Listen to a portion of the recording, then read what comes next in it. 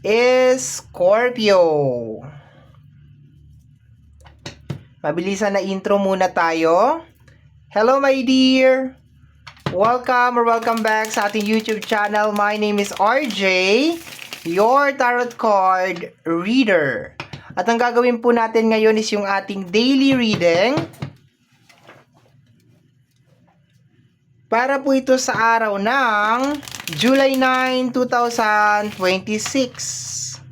Titingnan po natin kung ano mga eksena, kaganapan at kung ano-ano pa na maaari mong makasalubong sa araw na ito. Pero before po tayo mag-start ng ating reading, hayaan nyo po na kunin ko itong pagkakataon na ito na makapagpasalamat. Maraming salamat po sa ating mga abangers, sa mga walang sawang naghihintay at nag-aabang ng kanilang mga readings. Thank you very much. Gusto ko rin po kunin itong pagkakataon na to na magpasalamat sa ating mga bagong subscribers. Hello my dear, welcome po sa ating channel. I hope na mag-enjoy po kayo dito. And I hope or nawa yung mga readings na ginagawa ko ay nakakatulong po sa inyo or nakakatulong po sa ating lahat. Sa mga interested po sa ating private reading, nasa description box down below ang mga details, information na kinakailangan mo para po makontak ninyo ang inyong lingkod. Okay, tingnan natin my dear Scorpio what is going on sa araw na ito. July 9, 2026.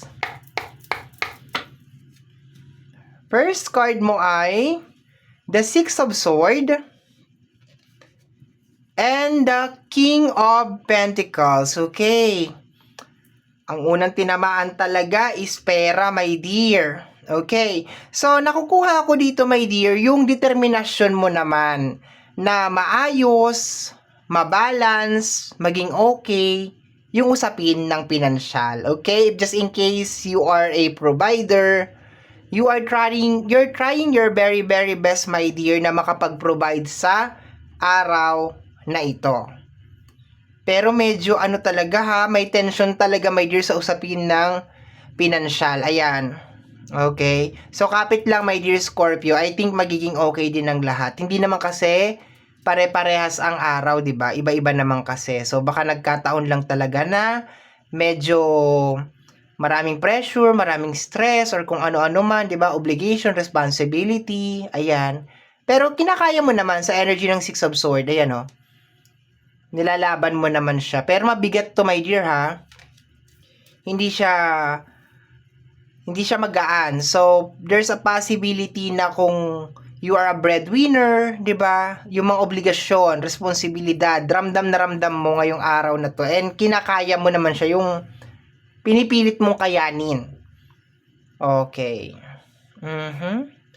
Isa pa nasasagap ko dito, my dear, kung sa usapin naman ng relationship, you're trying to move on galing sa energy ng Earth sign, Taurus, Virgo, and Capricorn. Okay? So, ngayong araw na to, sinusubukan mag-move on sa energy ng Taurus, Virgo, and Capricorn. Next card is the Four of Wands. Yung iba, nagtatry mag-move on sa usapin ng relationship, Taurus, Virgo, and Capricorn. Possible na yung iba naman ay sinusubukan na maayos yung relationship. Kasi this is energy of Four of Wands. Trying to be stable talaga, my dear. Kung sa usapin ng pinansyal or sa usapin ng pinansyal or sa usapin ng relationship, trying your best na maging stable kung ano man tong bagay na to. Kasi ang Four of Pentacles is something na stable. So, clarify nga natin siya. Relationship talaga ang tatamaan. Okay. So, yung iba sa inyo sinusubukan na buuhin. Yung iba naman sinusubukan na mag-move on sa isang relationship. Possible na energy ng fire sign, Aries, Leo, and Sagittarius over here.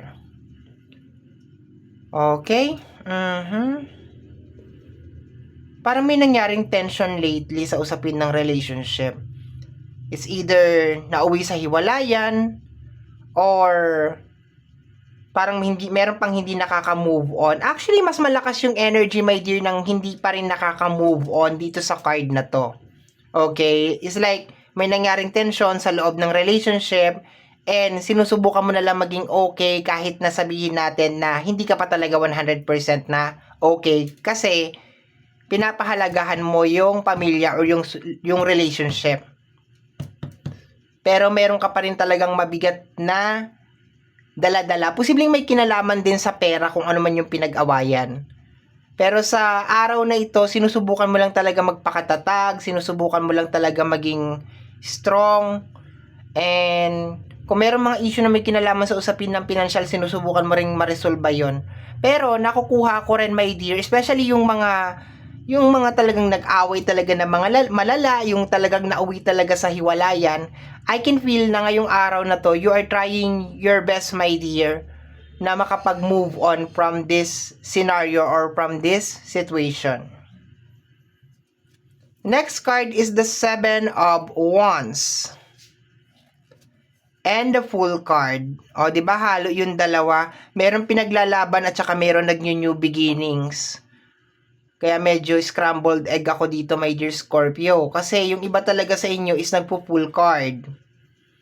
Yung iba sa inyo, ayaw nang pabalikin yung partner. Like, ayaw na ninyo. You're good, you're okay. Sinusubukan na lang ninyong tumayo sa sarili ninyong mga paa.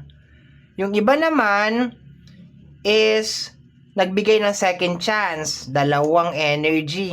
Ito, new beginning. Ito, nagbigay ng second chance. Seven, Pero pag pinagsama mo siya, parang parang ayaw mo na talagang pabalikin 'di ba? Possible na meron gusto makipagbalikan pero ayaw mo na. Dito sa combination ng dalawang card na ito. Pero stable naman to, 'di ba? Four of Wands. Teka nga, tingnan natin yung last card. The Devil card. Wala na to. I think for some of you, my dear, sinikap naman ninyo or pinilit naman talaga ninyo, my dear, na mabuo yung relationship. Pero pakiramdam ko meron talagang nagpapasaway. So, mas malakas talaga yung energy na nagpapakatatag ka ngayong araw na to. Okay, and sinusubukan.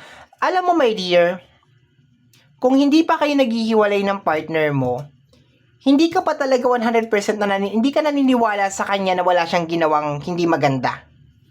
Okay? Kung naghiwalay naman kayo, my dear, is because punong-puno na tong partner mo. Punong-puno ka na sa partner mo. Okay, yun na nakukuha ko dyan. Parang hindi mo na kaya. O, diba? The Hermit. Possible na energy ni Virgo. Taurus, Virgo, and Capricorn. Energy ni Scorpio over here. Ikaw to Ay, Capricorn. Taurus nga! Taurus, Virgo, and Capricorn. Wala lang si Taurus over here. Si Capricorn to Devil is Capricorn. Okay? Kasi si that card ang Scorpio So, ang nakukuha ko dito, my dear, is more on you're trying to be okay nang dahil meron nangyari na tension lately, and yung iba sa inyo is sinusubukan na lang mag-move on and mag-move forward, kinakaya yung sitwasyon, ayan, may nangyari na something sa loob ng relationship. To the point na nandito si Devil, may something na nangyari sa loob ng relationship, or possible na meron nangyaring hindi maganda sa loob ng connection. May gaguhan, may lokohan na nangyari sa loob ng connection. And I have this very strong feeling, diba? Seven of Swords. I have this very, very strong feeling, my dear, na enough is enough. Kumbaga parang ayaw mo na. The Nine of Wands, hindi ka pa rin talaga 100% na okay. The Nine of Wands and the Four of Pentacles, hindi ka pa 100% my dear na okay. Pero nagpapakatatag ka ngayong araw na to. Ramdam na ramdam mo pa rin kung ano man tong tension na nangyari, my dear, in the past. May mga backstabbing. Like, ayoko lang, my dear, na i-close, my dear, yung backstabbing na energy sa okay, posibleng Three of Pentacles. May kinalaman nga sa perang pinag-awayan. So, ayoko lang, my dear, i-close to sa relationship. So, pwede din to mag-resonate sa family, sa friends, and then sa relationship, my dear. Posible din katrabaho.